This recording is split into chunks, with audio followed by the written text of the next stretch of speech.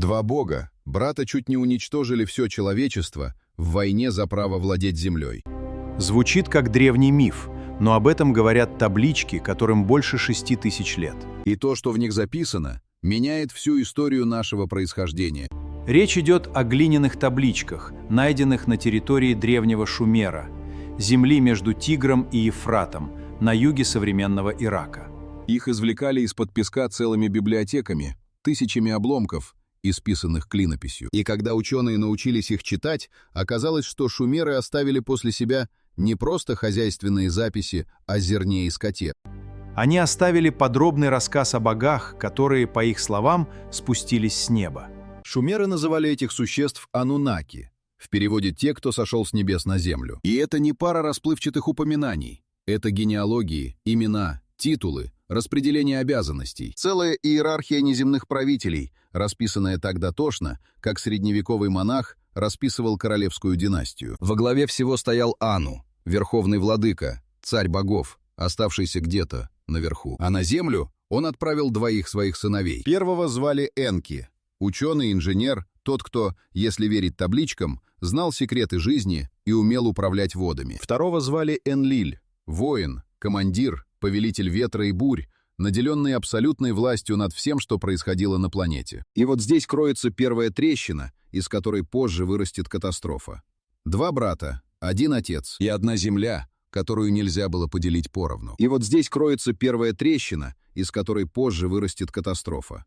Два брата, один отец и одна земля, которую нельзя было поделить поровну. Энки пришел сюда первым, обжил дикую планету, построил первое поселение у самой воды. Но право старшинства по крови принадлежало не ему. И когда с небес спустился Энлиль, он привез с собой приказ отца – командовать здесь будет он. Один создавал, другой правил. И оба считали, что Земля принадлежит именно ему. Но зачем богам вообще понадобилась эта планета? Один создавал, другой правил. И оба считали, что Земля принадлежит именно ему. Но зачем богам вообще понадобилась эта планета? Что они искали в болотах и пустынях древней Месопотамии, ради чего стоило спускаться с небес и терпеть присутствие друг друга? Ответ на этот вопрос шумеры тоже записали на глине, и он оказался куда приземленнее, чем можно было ожидать от истории о богах.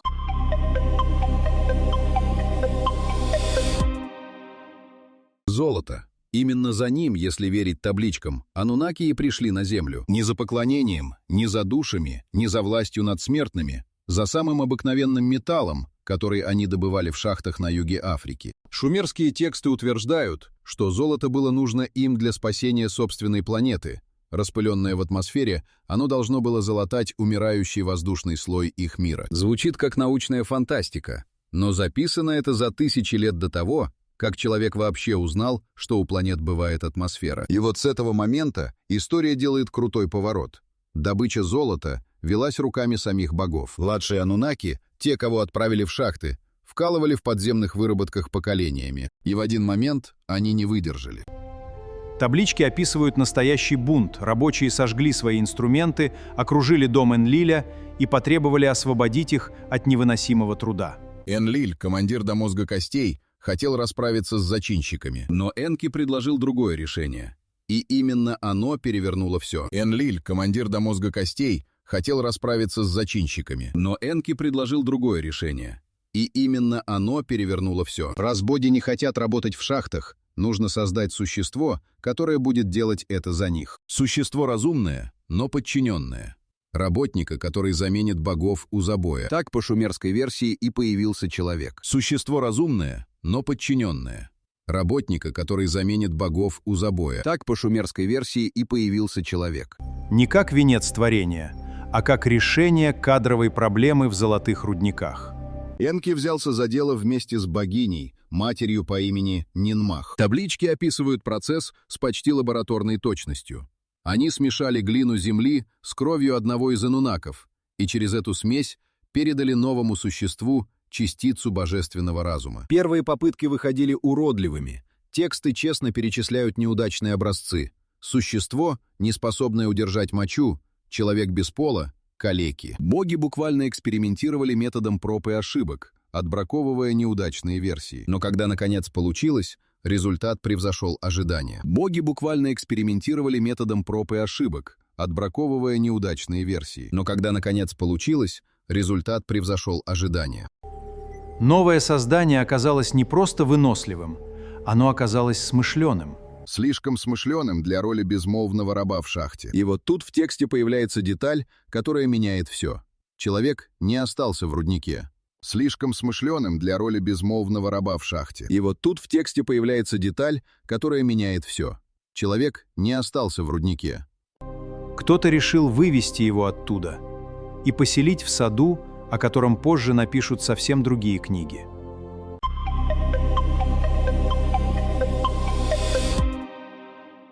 Сад назывался Эден. На шумерском это слово означало просто равнина или обжитая земля. И это первое совпадение, от которого становится не по себе. Спустя тысячи лет тот же самый сюжет всплывет в книге «Бытия» под именем Эдем. Только там его перескажут коротко и загадочно, а шумерские таблички дают ту самую сцену в подробностях, которых в Библии нет. В шумерской версии сад — это не райское безделье, а огороженная территория богов, их личные владения с плодовыми деревьями и источниками. Человека привели туда ухаживать за землей.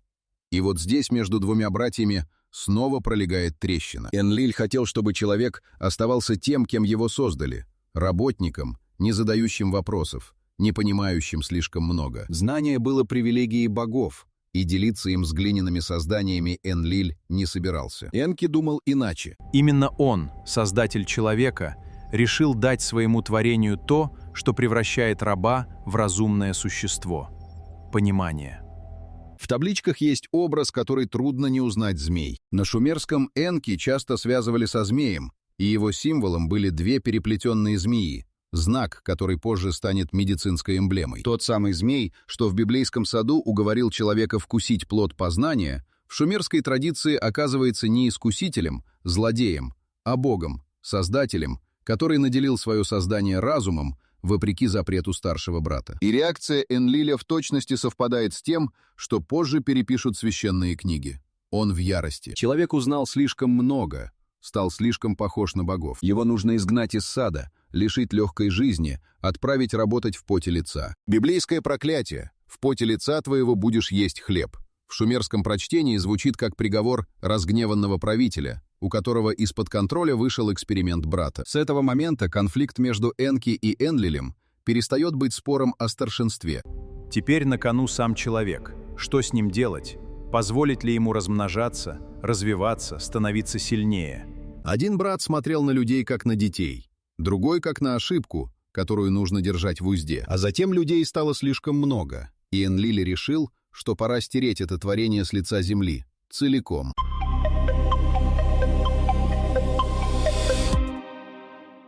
Причина, по которой Энлиль возненавидел людей, в табличках описана почти по-бытовому. Люди шумели. Их стало так много, что их гвалт, их бесконечная возня и крики не давали Энлилю спать. Звучит мелко для повода к геноциду, но именно так записано повелитель бури жаловался, что человечество своим шумом лишило его покоя. И это первый сигнал того, кем он на самом деле был.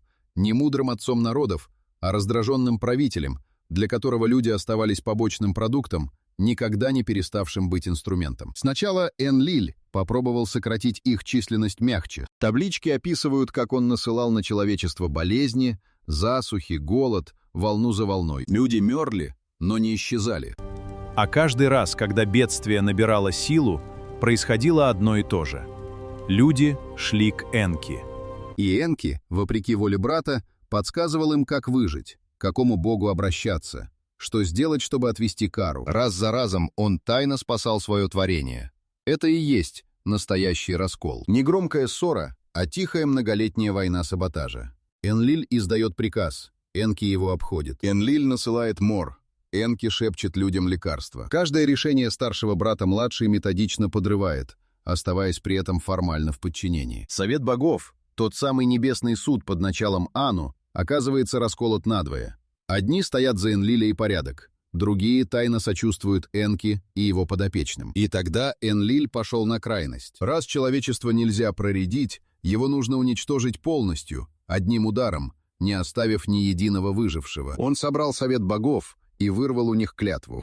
Все ануннаки, включая Энки, поклялись не предупреждать людей о том, что готовится. Клятва богов – вещь нерушимая. Нарушить ее означало предать саму суть небесного закона. Энлиль знал, что надвигается. Он знал то, чего не знал ни один человек на Земле. Близится катастрофа планетарного масштаба, которая сама, без всяких болезней и засух, смоет человечество начисто. И вместо того, чтобы предупредить, он решил использовать ее как оружие. Оставалось только молчать и ждать, пока вода сделает свою работу. Но Энки уже придумал, как обойти собственную клятву, не нарушив ни единого слова.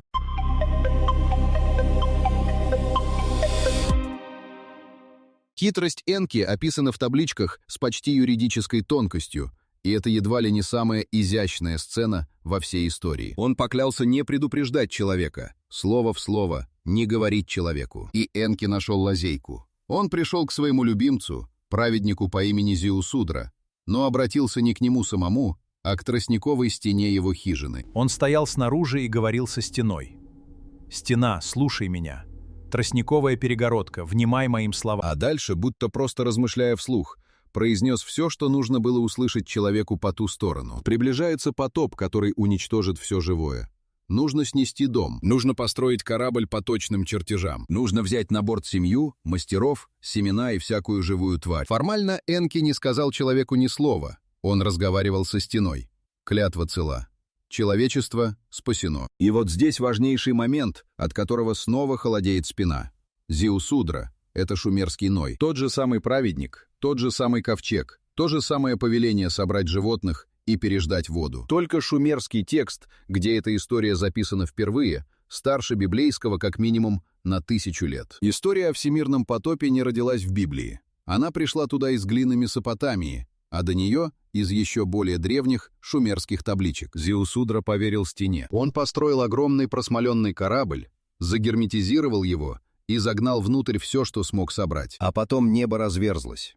Таблички описывают бурю такой силы, что сами боги пришли в ужас от содеянного. Богиня, мать, та самая, что лепила людей из глины, рыдала, глядя, как ее создания захлебываются в воде.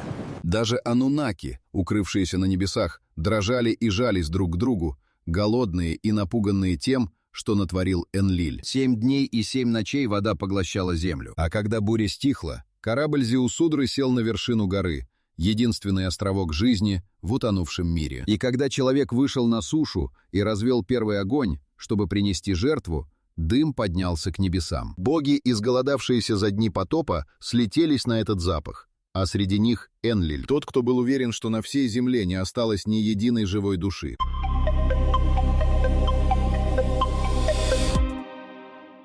Энлиль увидел дым и понял все в одно мгновение. Кто-то выжил, значит, кто-то предупредил, значит, клятву нарушили. Таблички описывают его вспышку. Буквально он пришел в бешенство, накинулся на собравшихся богов и потребовал ответа, как хоть одна душа могла ускользнуть от полного истребления, о котором договорились все. И вот здесь развернулась сцена, которую можно назвать первым в истории судебным разбирательством между богами. Один из ануннаков указал на Энки. Только он один был достаточно хитер и достаточно предан людям, чтобы провернуть такое. «Обвинение прямое, ты предал совет. Ты спас то, что мы поклялись уничтожить». Но Энки не стал ни отрицать, ни оправдываться дрожащим голосом. Он ответил встречным ударом, и его речь в табличках звучит на удивление современно.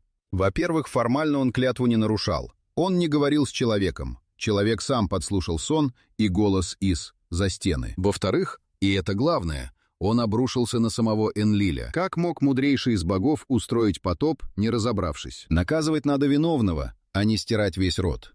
Есть грешник — покарай грешника. Есть преступник — взыщи с преступника. Но истреблять все живое до последнего ребенка за то, что тебе мешал шум, это не правосудие, это безумие. И произошло невероятное. Совет богов встал на сторону Энки. Энлиль, всемогущий повелитель бури, командир земли, впервые оказался проигравшим в собственном суде. Его логика «уничтожить всех» была отвергнута теми самыми богами, у кого он вырвал клятву молчания. Что было дальше? Поворот, которого от Энлиля никто не ждал. Он не стал добивать выжившего человека. Таблички описывают, как гнев его вдруг стих. Он спустился к кораблю, взял Зиусудру и его жену за руки, возвел их на палубу, коснулся их лбов и благословил. Больше того, он даровал единственному пережившему потоп человеку и его жене вечную жизнь и поселил их в дальней земле, за пределами обычного мира. Тот, кто утопил человечество, собственными руками сделал спасенного бессмертным. Такой разворот не объяснить простой сменой настроения. И чтобы понять, что на самом деле изменилось в отношениях богов и людей после потопа, нужно посмотреть, как анунаки перестроили всю власть на земле. После потопа перед богами встал холодный практический вопрос.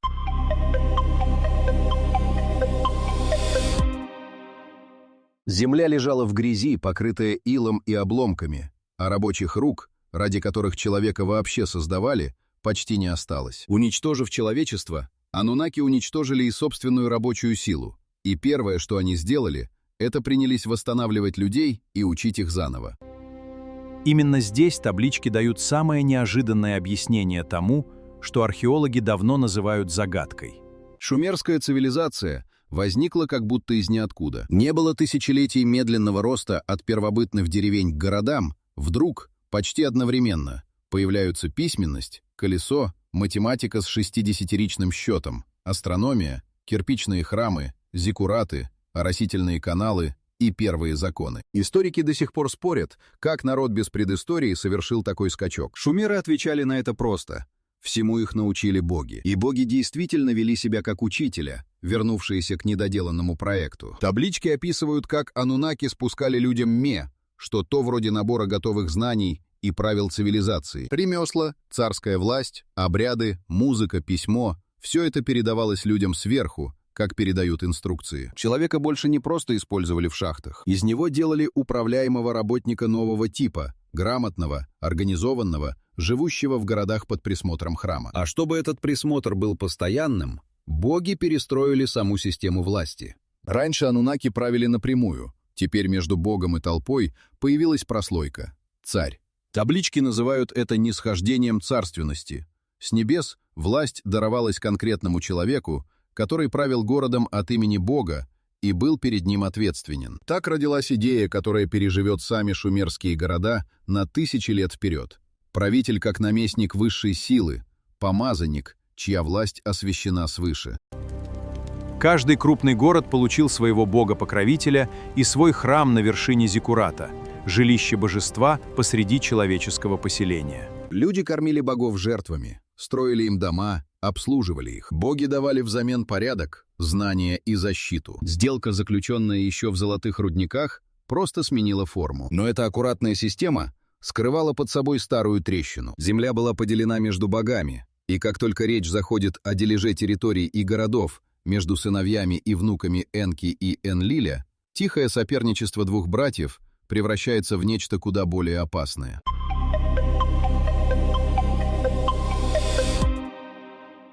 Дележ земли между родами двух братьев прошел вроде бы мирно. Линии Энлиля достались земли Месопотамии, плодородное междуречье с его первыми городами. Линии Энки – Египет и долина Нила, а также золотоносные земли на юге. Но был один участок, который не хотел уступать никто, и именно из-за него старая вражда вспыхнула по-новому уже во втором поколении богов. Речь о полосе земли между двумя владениями, о будущем Ханаане и о космопорте, площадке, откуда анунаки, по табличкам, поднимались и садились на своих небесных повозках. Кто контролирует эту точку, контролирует связь с небом.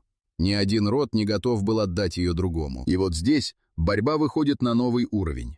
Внуки богов оказываются куда воинственнее дедов. Среди потомков Энки выделяется бог, которого шумеры звали Мардук, честолюбивый, уверенный, что именно ему, а не линии Энлиля, принадлежит верховная власть над землей. Он не желал довольствоваться Египтом. Он претендовал на все. Таблички описывают попытку Мардука построить в Вавилоне гигантскую башню. Сооружение, которое должно было стать его собственным местом восхождения к небу, независимым от космопорта, который держали соперники. И реакция противостоящих богов записана в выражениях, до боли знакомых по совсем другой книге. Они решили, что нельзя позволить этому свершиться, спустились и разрушили постройку, а строителей рассеяли, смешав их речь так, чтобы люди перестали понимать друг друга. Вавилонская башня и смешение языков – еще один библейский сюжет, который в шумерско-вавилонской традиции оказывается эпизодом войны богов за власть. Не гордыня человечества, наказанная свыше, а срыв стройки, затеянный честолюбивым богом, которого соперники не пожелали пускать выше. С этого момента конфликт уже не остановить дипломатией. Мардук берет власть силой, объявляет себя царем богов, и старый порядок, установленный Энлилем, начинает рушиться. Города воюют, боги стравливают между собой своих людей, царей, армии сходятся из-за того, что на самом деле является спором небожителей о наследстве. А потом кто из богов принимает решение, после которого спор о территориях превращается в катастрофу, стершую с карты целые города за одну ночь. И то, что произошло дальше, шумеры описали так, что современные читатели невольно вздрагивают. Космопорт. Именно он стал последней каплей.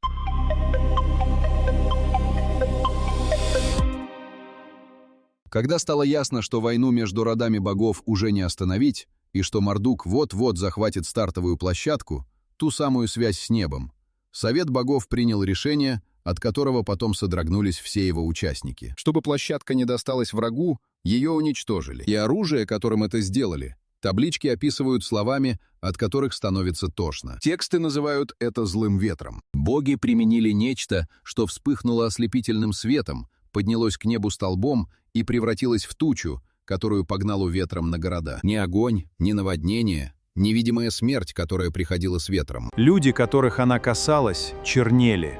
Кожа их слезала, они умирали не сразу, а мучительно, задыхаясь, теряя рассудок. Вода в реках стала непригодна, земля бесплодна. Все живое, к чему прикасался этот ветер, гибло.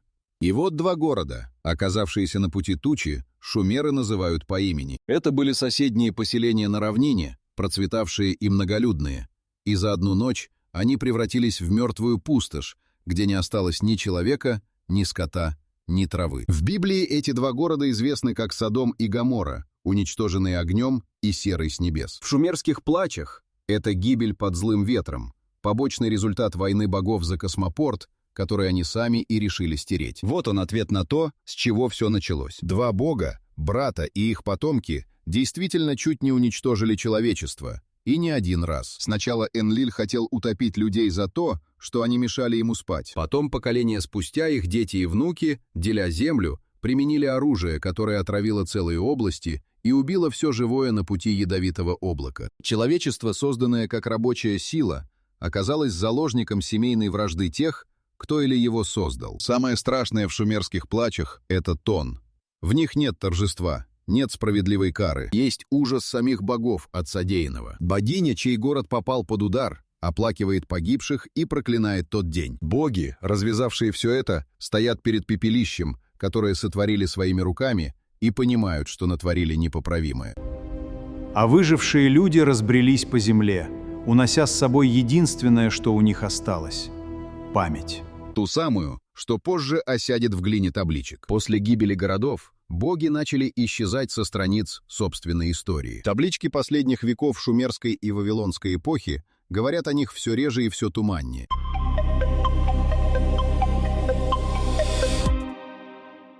Анунаки, которые прежде ходили среди людей, назначали царей и лично разрушали башни, постепенно превращаются в далекие имена на небе, в планеты, звезды и созвездия, которым молятся, но которых больше никто не видит. Мардук, взявший власть силой, стал верховным богом Вавилона, и в его честь ежегодно разыгрывали праздник, где заново пересказывали, как он завоевал право править. Энки и Энлиль остались в гимнах, но живых богов, спускающихся с неба, в записях больше нет. А вот что действительно осталось, так это глина. Основную часть этих текстов нашли в XIX веке, при раскопках холма на месте древней Ниневии, в развалинах библиотеки ассирийского царя Ашурбанипала. Десятки тысяч табличек, аккуратно сложенных и обожженных в пожаре, который уничтожил дворец, но сохранил записи навсегда, огонь превратил сырую глину в керамику, прочную как кирпич. Именно среди них оказалась и та самая табличка с историей потопа,